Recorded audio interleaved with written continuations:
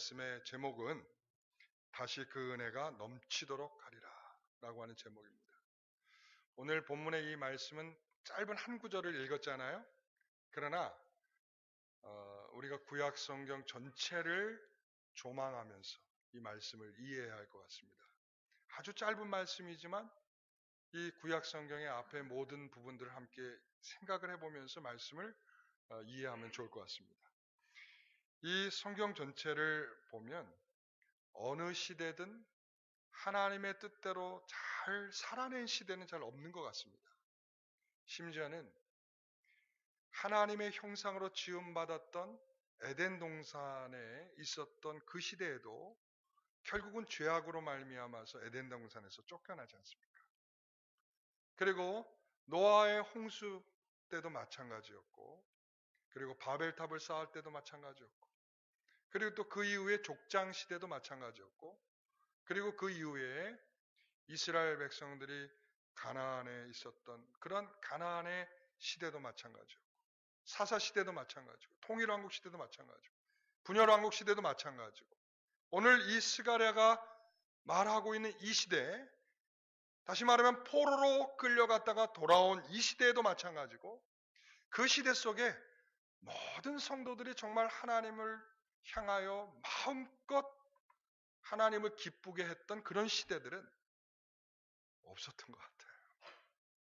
그 중에 하나님을 기쁘게 하는 아브라함이 등장하기도 했고, 또 다윗이라고 하는 사람이 등장하기도 했고, 그리고 또 다니엘이라고 하는 사람이 등장하기도 하고, 특별한 그 시대마다 하나님이 사용하시는 특별한 사람은 있었는데, 그 시대를 훌륭하다라고 칭찬해 주거나, 그 시대에 정말 성도들은 너무나 훌륭하게 하나님을 잘 섬겼더라 말했던 시대는 잘 보이지가 않습니다. 제가 또 꼼꼼히 한번 생각해보고 찾아보고 했는데도 역시 그렇더라고요. 이것을 통해서 우리는 무엇을 이해할 수 있는가? 인간이 가지고 있는 욕망은 하나님을 정말 순수하게 섬기고 사랑하기 매우 부족한 상태라는 것을 다시 한번 확인하게 됩니다. 하나님의 뜻을 따르고 힘쓰던 시대는 없었던 것처럼 말이죠. 그런데 그것을 성경을 통해서 이렇게 계속 보여주고 있어요. 이 시대에 이랬고, 이 시대도 이랬고, 이 시대도 이랬고, 이 시대도 이랬는데 너희들은 어떠냐? 라고 묻는 것 같습니다. 모든 시대가 그랬다고 너희들까지 그럴 거냐? 라고 말하는 거죠. 그래서 이렇게 다 알려주고 이런데도 우리가 성경을 읽으면서 그러잖아요. 가나안을 향해 가던 이스라엘 백성들이 그 하나님의 놀라운 기적을 그렇게 체험했는데, 그런 사람들이 어딨어? 하나님의 그런 능력을 체험했는데 어떻게 하나님에 대해서 그런 태도를 보일 수 있어? 라고 말하지만 실질적으로 우리도 똑같다는 것을 확인하게 됩니다.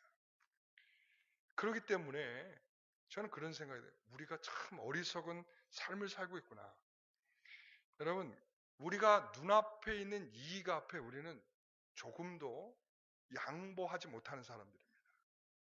조금만 이익만 보이면 우리는 득달같이 달려들어서 우리가 어떤 은혜를 받았고 어떠한 모습이었고 왜 여기에 있고 이런 거 다 소용없어요. 나에게 이익이 있다면 모든 것을 다 집어던지고 갈 수 있는 게 우리들의 마음인 것 같습니다. 그래서 성경이 그렇게 말하고 있어요. 얼마 전에 그 국가 부도의 날이라고 하는 영화가 있었잖아요. 그렇죠? 보셨어요? 저도 못 봤어요.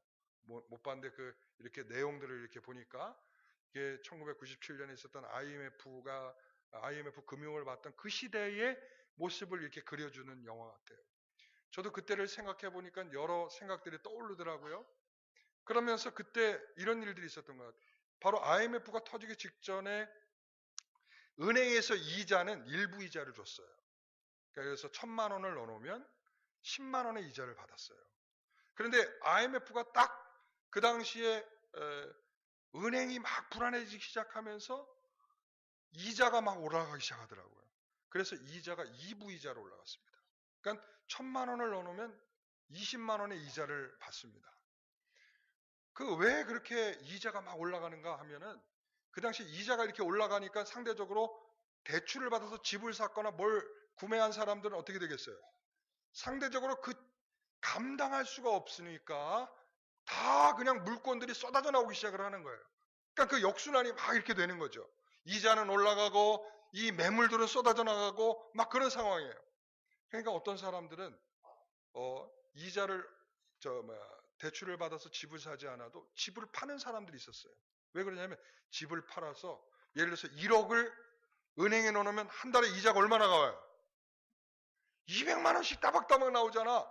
그러니까는 집을 팔아서 그 이자를 받으려고 하는 사람들이 있었어요. 당장의 이익 앞에 사람들이 앞으로 돌아갈 일들을 이해하지 못하는 거예요. 다시 은행이 안정되면 어떻게 되겠습니까? 이자는 떨어집니다. 다시 부동산은 올라갑니다. 이것은 아주 기본적인 원리예요. 기본적인 원리. 그러니까 사람들이 그때 여러 사람들이 당장의 이익 앞에 자기 집들을 팔고 은행에 돈을 맡겨서 이자들을 받았단 말이에요. 예? 그러고 나서 몇 년이 지나지 않아서 집들이 2배, 2배 반 이렇게 올랐어요. 그럼 그때를 아십니까? 그럴 줄 알았다면 누가 팔아서 그 앞에 당장에 200만 원의 이자를 받겠습니까? 그 생각을 못하고 우리 사람들은 본능적으로 행동을 하는데 지금 당장 이익이 있다면 얼마든지 그렇게 할 수 있다는 거예요. 이게 바로 성경의 원리입니다. 지금 나타나는 성경의 원리가 다 그렇습니다. 사람들이 당장의 이익 앞에 지금까지 하나님이 내게 주셨고 내가 얼마나 큰 은혜를 받았고 내가 어떤 삶을 살았고 이런 것들을 천면적으로 다 잊어버리고 눈앞에 이익 앞에 꼼짝 못하는 사람들을 발견하게 됩니다. 하나님이 경고하십니다. 그래서 이스라엘 백성들이 가나안에 들어가기 전에 하나님 그들에게 경고하십니다. 그래서 신명기 7장 16절의 말씀에 이렇게 말하죠. 그들의 신을 섬기지 말라. 그것이 내게 올무가 되리라. 17절 25절 말씀에 보면 너는 그들의 조각한 신상들을 불사르고 그것에 입힌 은이나 금을 탐내지 말며 취하지 말라. 내가 그것으로 말미암아 올무에 걸릴까 하노니 이는 내 하나님 여호와께서 가증히 여기시는 것입니다. 여러분 신상에 있는 금들을 보니까 사람들이 환장을 하는 거죠. 아, 저거 가지면 좋겠다. 그러므로 말미암아 가지면 좋겠다 하다가 그 앞에 무릎을 꿇게 되고 그것을 숭배하게 되고 그것에 자신의 소원을 빌게 되고 이렇게 되는 거죠. 자신의 올무가 되는지를 모르는 거예요. 여러분 아주 긴 본문이 있는데 신명기 8장 11절에 20절까지 말씀을 우리 성도들 너무나 필요한 말씀이기 때문에 우리 성도들 같이 한번 다 같이 읽어보겠습니다. 내가 오늘 내게 명하는 여호와의 명령과 법도와 규례를 지키지 아니하고 내 하나님 여호와를 잊어버리지 않도록 삼갈지어다. 내가 먹어서 배부르고 아름다운 집을 짓고 거주하게 되며 또 내 소와 양이 번성하며 내 은금이 증식되며 내 소유가 다 풍부하게 될 때에 내 마음이 교만하여 내 하나님 여호와를 잊어버릴까 염려하노라. 여호와는 너를 애굽 땅 종되었던 집에서 이끌어내시고 자 보세요. 여기까지의 말씀을 보니까 너희들이 가나안에 들어가면 풍성하게 될 수 있다. 그럴 때에 너희들은 교만하게 된다. 이게 바로 인간이다 이거예요. 내가 했다고 생각하고 하나님은 잊어버리게 된다. 너희들 절대로 이것을 기억해야 된다. 자 그러면서 너희들이 기억할 내용이 뭐냐? 15절부터 같이 읽어봅니다. 너를 인도하여 그 광대하고 위험한 광야 곧 불뱀과 전갈이 있고 물이 없는 간조한 땅을 지나게 하셨으며 또 너를 위하여 단단한 반석에서 물을 내셨으며 내 조상들도 알지 못하던 만나를 광야에서 내게 먹이셨나니 이는 다 너를 낮추시며 너를 시험하사 마침내 내게 복을 주려 하심이었느니라. 자 보세요. 하나님께서 그들에게 주셨던 놀라운 이야기들을 담았어요. 너희들 40년 어떻게 살아냈지? 너희들 하늘에서 만나를 경험했고 너희들이 반석을 쳐서 물을 마셨고 그리고 그 흉흉하고 건조한 그 땅에서 하나님께서 보살펴 주심으로 말미암아 너희들은 살아냈다 이거예요. 살아냈다. 너희들 힘이 아니고 하나님의 힘이다. 자, 그러나 17절부터 그러나 내 마음에 이르기를 내 능력과 내 손의 힘으로 내가 이 재물을 얻었다 말할 것이라. 내 하나님 여호와를 기억하라. 그가 내게 재물을 얻을 능력을 주셨습니다. 이같이 하심은 내 조상들에게 맹세하신 언약을 오늘과 같이 이루려 하심이니라. 내가 만일 내 하나님 여호와를 잊어버리고 다른 신들을 따라 그들을 섬기며 그들에게 절하면 내가 너에게 증거하노니 너희가 반드시 멸망할 것이라. 여호와께서 너희 앞에서 멸망시킨 민족들 같이 너희도 멸하리니 이는 너희가 너희의 하나님 여호와의 소리를 청종하지 아니함이니라. 여러분, 긴 말씀입니다. 여러분, 이것은 단순히 가나안에 들어갈 이스라엘 백성들에게만 하는 말이 아니라 이 인생을 살고 있는 모든 성도들에게 하시는 말씀이에요. 하나님이 우리에게 복을 주시는 이유는 뭡니까? 7장에 가서 보면 이런 말을 하고 있어요. 너희가 하나님을 찬양하게 하기 위해서 너희에게 복을 준다라고 말씀하고 있어요. 하나님을 찬양해야 되는데 인간이 가지고 있는 마음은 교만하여 그리고 눈앞의 이익을 멈출 수 없어서 그 눈앞의 이익을 얻고자 그동안 자신의 삶을 이끌어 오신 하나님에 대하여서는 완전히 다 덮어버리고 잊어버리고 자신의 더 유익을 줄 신이 누구인가를 찾아 그 앞에 무릎을 꿇게 된단 말이죠. 그게 돈일 수도 있고요. 그게 자식일 수도 있고요. 그게 다른 어떤 보이지 않는 탐욕스러운 우리의 마음일 수도 있습니다. 그게 우리의 마음입니다. 그러므로 하나님께서 여기에서 우리에게 공식을 하나 주시는 겁니다. 하나님을 잊지 말고, 자, 따라해 보겠습니다. 하나님을 잊지 말고 하나님을 기억하라. 하나님을 잊지 말고 하나님을 기억하라. 예. 하나님을 잊지 않고 기억하는 것이 성도들의 공식입니다. 그래서 이 공식이 바로 매우 중요한 것입니다. 그래서 우리 성도들 제가 이렇게 신방할 때, 대신방할 때 보면 제가 우리 성도들한테 찬양 어떤 찬양을 할까요? 그러면 가장 많이 나오는 찬양 중에 하나가 뭐냐면 301장이에요. 지금까지 지내온 것은, 자, 한번 띄워줘 보세요. 자, 한번 불러보세요. 시작. 지내온 것 주의 크신 은혜라 한이 없는 주의 사랑 어찌 이루 말하랴. 자나깨나 주의 손이 항상 살펴주시고 모든 일을 주 안에서 형통하게 하시네. 우리 특히 연세 많이 드신 분일수록 이 찬양을 사모하시더라고요. 그 이유는 뭘까 생각해 보니까 내가 살아보니까 다른 건 덫이 없더라 이거야. 하나님의 은혜로 내가 살았다는 것을, 내가 이만큼 정도 살아보니까 하나님의 은혜로 살고 있다는 것을 더 깊이 깨닫게 되더라 이거죠. 그런데 사실 우리가 그렇잖아요. 하나님, 우리의 삶 속에서 여러 가지 은혜들이 있었습니다.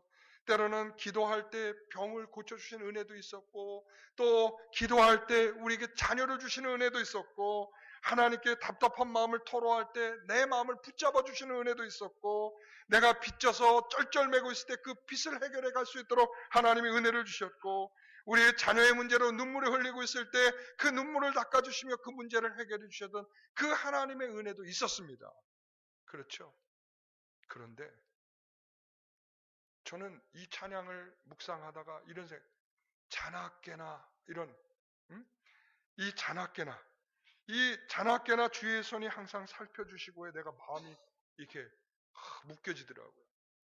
우리가 지금 제가 이렇게 열거했지만 이것은 우리가 깨어있을 때 인식할 수 있는 내용이라면 우리가 잘 때 인식할 수 없는 수많은 하나님의 은혜가 있지 않았겠습니까?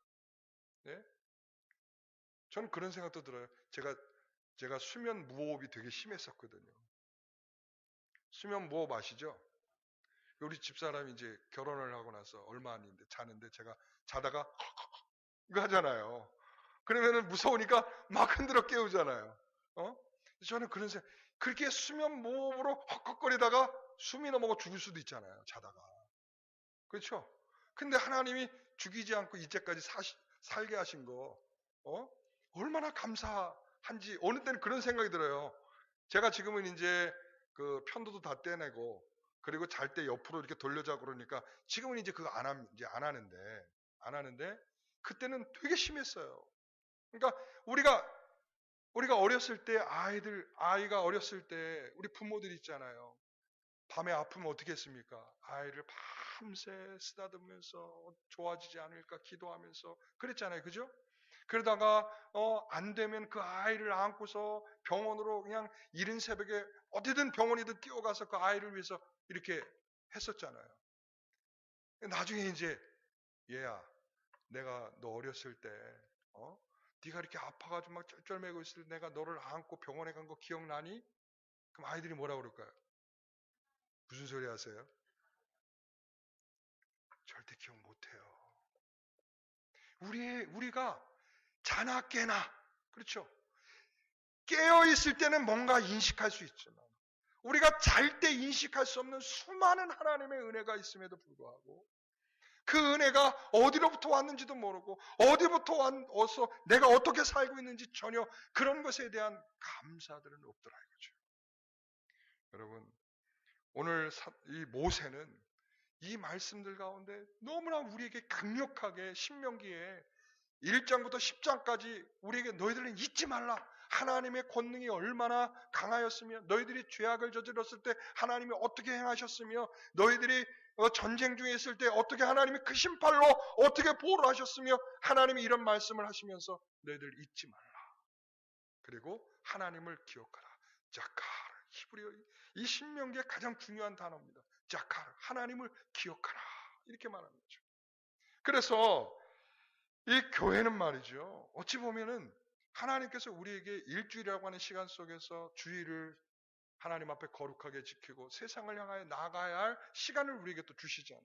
근데 저는 이렇게 생각해요. 우리가 광야에 있을 동안에는 하나님이 계속 보이잖아요. 그렇죠? 하나님만 보이잖아요. 다른 거 없잖아요.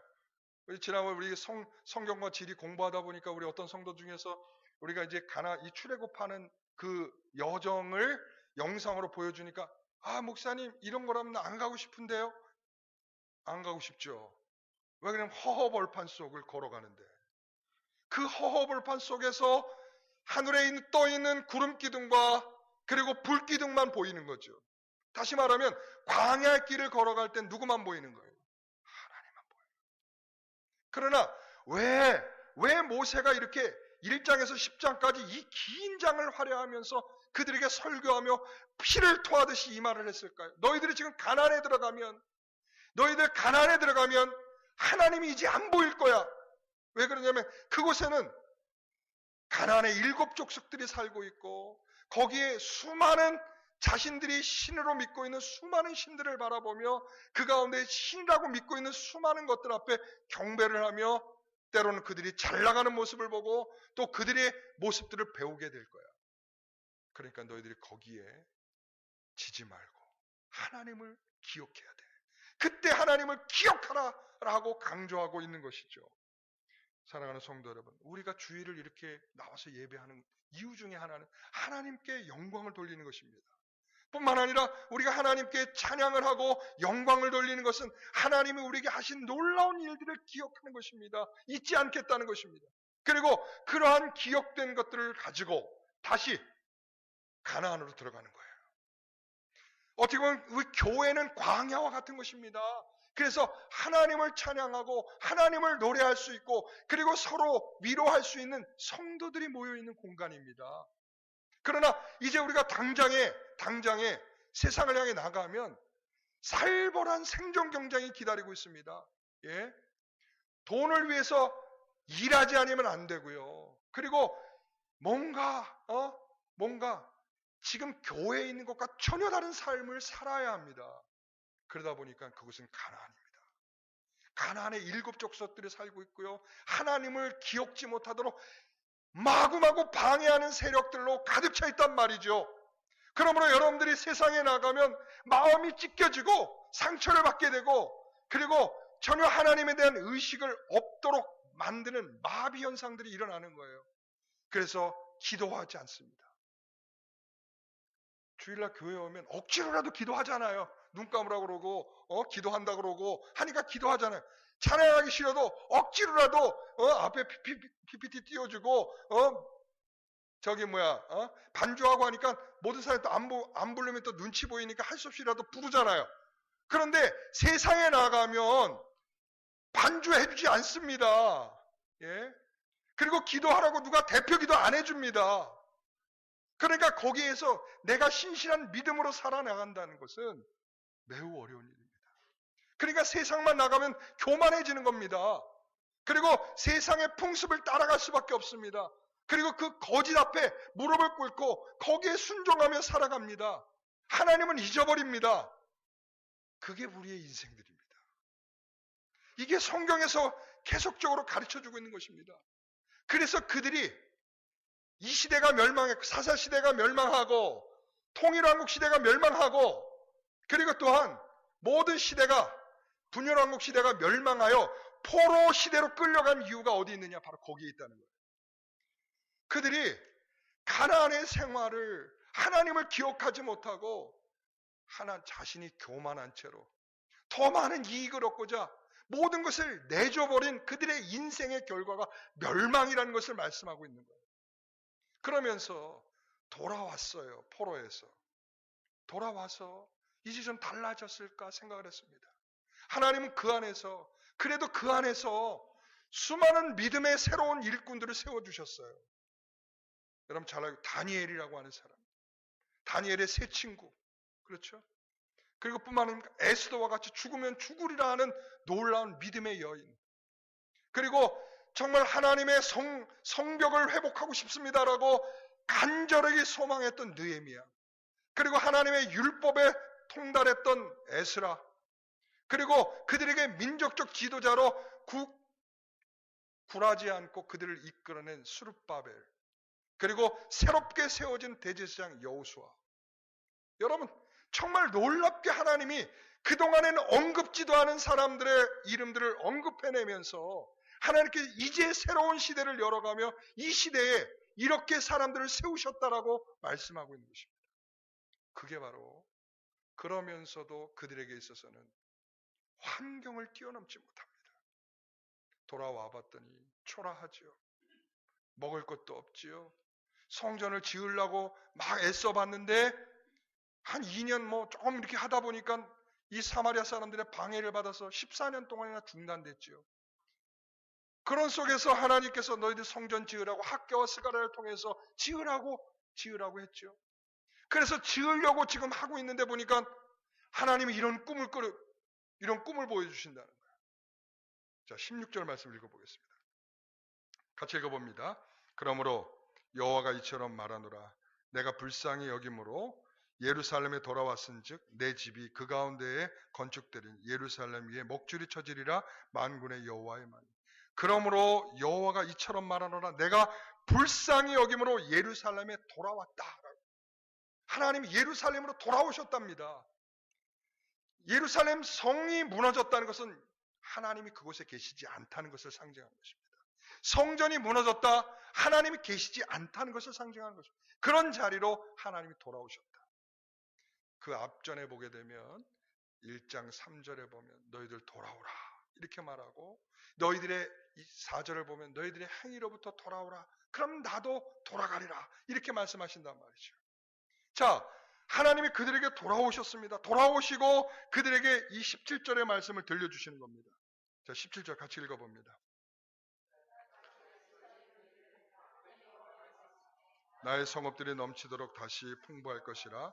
여호와가 다시 시온을 위로하며 다시 예루살렘을 택하리라 하니라. 여러분 여기에 다시라는 말이 몇 번 나옵니까? 4번이 나오지 않습니까? 4번. 예, 4번. 다시. 저는 제가 지난번에 스가랴 말씀을 강해하다가 이 말씀을 읽는데 이 말씀 앞에 한참을 멈췄어요. 하나님께서 그들에게 다시 지금 그들은 고통 중에 있습니다. 하나님의 은혜를 바라볼 수 고통 중에 있어요. 이 고통에서 왜 이런 고통이 생기는지 그들은 알지 못합니다. 저희도 그래요. 여러분 삶 속에 어려움이 있습니다. 왜 이런 일이 생겼는지 우리가 다 압니까? 우린 몰라요. 그런데 중요한 것은 이런 겁니다. 오늘 이들이 느끼고 있는 감정들을 제가 생각해 보니까 이런 것 같아요. 고통스러워요. 힘들어요. 지쳐 있어요. 바뀌지가 않아요. 그런데 그들이 이런 생각을 스펄전 목사님이 있었습니다. 여러분 아주 위대한 설교가죠. 스펄전 목사님이 말년에는 굉장히 몸이 많이 아프셨어요. 아주 심하게 아프셨어요. 그래서 성도들이 찾아갔습니다. 목사님 많이 아프시죠? 아파도 너무 아파. 정말 너무 아파. 그런데 그분이 하시는 말씀이 이렇습니다. 이 고통보다 주님이 나에게 더 가까이 계심을 느낍니다. 그 고통보다도 주님이 내게 더 가까이 계심을 느낀다는 거예요. 여러분, 우리가 예수 믿으면 아플 게 안 아픕니까? 여러분, 내가 아픈데 내 고통이 사라집니까? 난 예수 믿으니까 난 안 아플 거야. 이런다고 안 아파집니까? 여러분, 고통은 고통일 수밖에 없습니다. 고통을 즐길 수 있는 사람 아무도 없습니다. 현실이 괴로우면 괴로운 것입니다. 그 괴로워서 마음이 아프면 때로는 무너질 지경으로 힘든 것입니다. 그러나 그렇게 더 절박해지고 더 힘들 때 하나님이 가까이 느껴지는 역사가 있다는 것입니다. 오늘 스가랴에게 주시는 말씀이 그거예요. 내가 너에게 돌아오겠다라고 하는 것은 너희들의 그 불쌍히 여김으로 너희들의 지금 형편과 너희들의 어려움과 너희들의 지금 고통 속에 내가 너희와 함께 하시겠다라는 하나님의 말씀이죠. 여러분, 우리에게 그런 은혜가 있기를 소원합니다. 하나님께서 다시 우리에게 와주시겠다라고 하는 것은 바로 그런 측면이 있는 것입니다. 여러분, 고통스러우십니까? 하나님이 여러분의 삶에 새로운 비전을 주실 줄 믿습니다. 오늘 그들에게 주시는 비전이 이겁니다. 다시 내게 라는 말을 이렇게 4번씩 다시 내가 외치리라. 다시 내가 풍성하게 하리라. 다시 내가 위로하리라. 다시 내가 예루살렘을 택하리라. 할렐루야. 하나님께서 다시 너희들에게 이런 은혜를 주시겠다라고 말씀하고 있습니다. 주님이 함께 계시면 내가 사망의 음침한 골짜기를 다닐지라 해를 두려워하지 아니할 것은 주께서 나와 함께 하심이라. 여러분, 우리는 그런 것입니다. 내가 불쌍히 여기심으로 너희와 함께 하신다는 주님의 이 말씀을 기억해야 합니다. 이 다시라고 하는 것은 우리의 다짐이 아닙니다. 내가 다시 해보리라 이게 아니라 하나님께서 다시 하시겠다는 하나님의 의지입니다. 하나님의 열심입니다. 하나님의 각오이십니다. 우리의 각오는 금방 끝장나요. 작심 3일이잖아요. 심지어 작심 3초입니다. 네? 우리가 가지고 있는 결심의 수준은 그거밖에 안 된다고요. 그러나 하나님이 다시 하시겠다라고 하는 것은 놀랍게 여기에 본문에 기록된 이 약속이 이루어졌습니다. 하나님의 약속.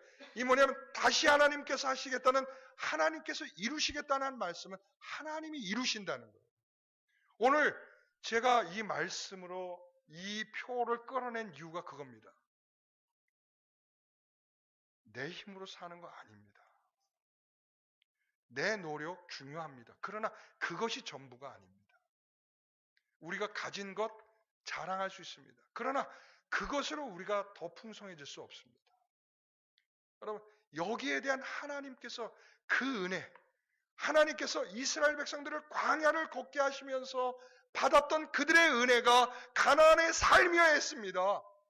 그런데 그 은혜를 잊어버리고 그들이 패망되어진 것처럼 우리의 인생이 그러면 안 되지 않습니까? 하나님 우리에게 정말 귀하고 값진 것을 우리에게 주시지 않았습니까? 그것이 우리에게 주신 십자가 아닙니까? 그 십자가를 우리에게 주셨고 그 십자가의 메시지를 주셨고 그 십자가를 통하여 바로 내가 너를 구원하였노라고 말씀하신 주의 은혜가 있지 않습니까? 그런데 우리는 그 은혜는 이미 버린 지 오래고 더 달라고 더 갖고 싶다고 내 본능의 욕구로 계속적으로 하나님께 요구하고 있는 어리석은 미련함들이 이스라엘들이 행한 그대로의 반복들이 우리에게 여전히 존재하고 있다는 안타까움이 저에게 있다는 말씀이죠. 여러분, 나를 보면 모든 것이 다 실망스럽습니다. 내 환경을 보고 내 문제를 보고 나를 보면 다 실망할 것밖에 없습니다. 나를 묵상하면 더 죽음의 자리로 가는 것입니다. 나를 묵상하지 마시고 나에게 함께 하시겠다, 은혜를 주시겠다는 하나님을 묵상할 수 있기를 소원합니다. 우리 가나안에 들어온 이스라엘 백성들 바로 그것을 잊었단 말이죠. 그 다시 주실 하나님의 은혜를 잊지 않으시기를 간절히 소원합니다. 여러분, 허드슨 테일러라는 아주 유명한 선교사가 있습니다. 중국의 선교사입니다.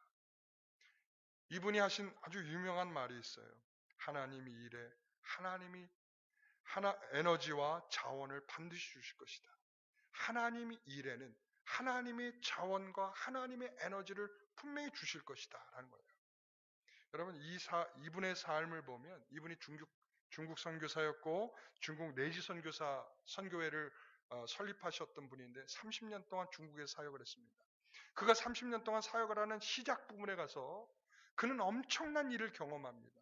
그 엄청난 것이 엄청난 기적을 경험한 것이 아니라 엄청난 재난을 경험합니다.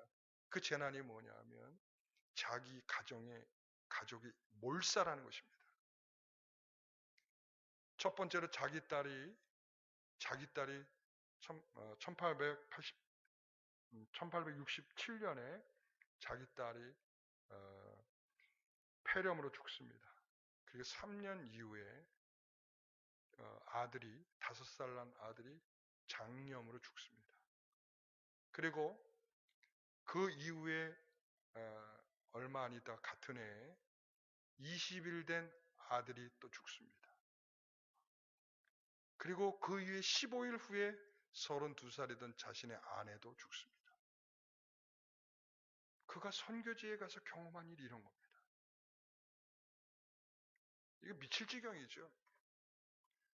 돌아오고 싶지 않겠습니까? 내 자녀들과 내 아내가 죽은 땅에 계속 머무르고 싶은 사람이 누가 있겠습니까? 얼른 돌아가서 잊어버리고 새로운 출발하고 싶지 않겠습니까? 그런데 그는 항상 동역자들이 와서 이것이 너무 부족합니다. 이거 어떻게 하면 좋겠습니까? 라고 할 때 하나님이 기뻐하시는 일에 하나님이 공급하신다라는 말을 끊임없이 사람들에게 뱉어냈다고 합니다. 본인의 환경을 보면 그런 말을 감히 어떻게 하겠습니까? 자신 없지요. 너나 잘해라. 니네 가정이나 잘 살펴라. 이러지 않겠습니까?